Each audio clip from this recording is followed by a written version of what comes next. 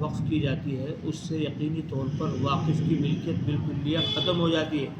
اسی وجہ سے وقف میں شرط ہے کہ واقف راستے کے ساتھ اپنی اس ملکیت سے علیحدہ ہو جائے اور لوگوں کو نماز کی عام اجازت دے دے۔ اس اجازت کے بعد اگر ایک شخص نے بھی اس میں نماز پڑھ لی تو وہ مسجد ہو گئی۔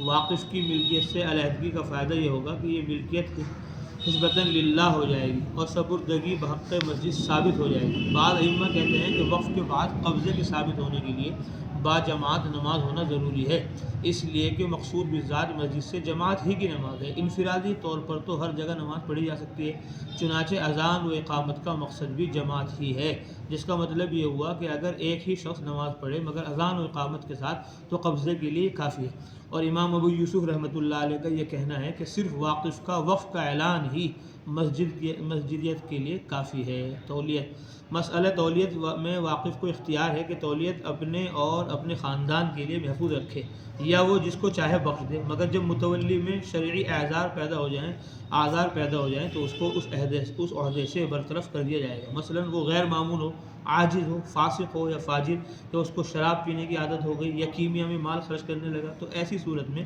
متولی کو تولیت سے علیحدہ کرنا ضروری ہے۔ کوئی متولی خائن ہو جائے تو اس کو بھی قاضی معزول کر سکتا ہے۔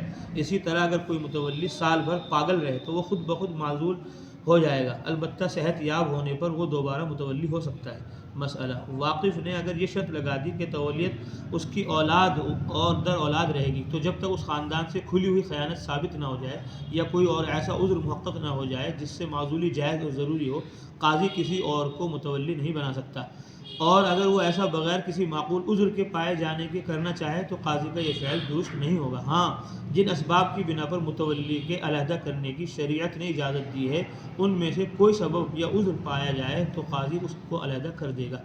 جس وقف کی تولیت کسی متعین شخص یا خاندان سے مخصوص نہ ہو یا انتخاب کا حق اہل مسجد پر ہو تو اس وقت متولی ایسے شخص کو منتخب کیا جائے گا جو اس عہدے کا خواہاں نہ ہو، کیونکہ جو عہدہ کا خواہش مند ہوتا ہے وہ عموماً اپنی ذمہ داری کا احساس نہیں رکھتا ہے اور کسی فاسد نیت سے اس کا خواہاں ہوتا ہے۔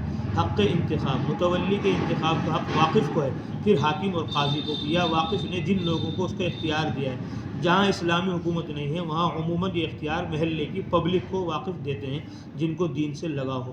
متولی نے اگر وقف کی کوئی چیز بیچ دی یا رہن رکھ دی تو یہ خیانت سمجھی جائے گی اور اس کو معزول کر دیا جائے گا، اس کا کسی ثقہ آدمی کو شریک کار بنا دیا جائے گا۔ مسئلہ، ایک شخص کئی وقف کا متولی ہے، اگر اس سے کسی ایک وقف میں بھی خیانت ثابت ہو گئی تو اسے کل اوقاف سے معزول کر دیا جائے گا۔ متولی واقف ہو یا کوئی اور مگر وہ اطمینان بخش نہ رہا، عاجز ہو گیا یا فاسق و فاجر، تو اس کو عہدہ تولیت سے علیحدہ کر دینا ضروری ہے۔ متولی خائن ہو جائے تو قاضی کے لیے جائز ہے کہ اس کو معزول کر دے۔ ایسا شخص جس کو تہمت لگانے کے جرم میں حد لگائی گئی ہے مگر اب اس نے توبہ کر لی ہے، ایسے شخص کو متولی بنانا جائز ہے۔ متولی کے اوصاف، متولی کے انتخاب میں ان چیزوں کا لحاظ رکھنا ضروری ہے کہ وہ امانت دار، معتمد، دیانت دار اور متقی ہو، خائن، چور اور مسرف، فضول خرچ نہ ہو۔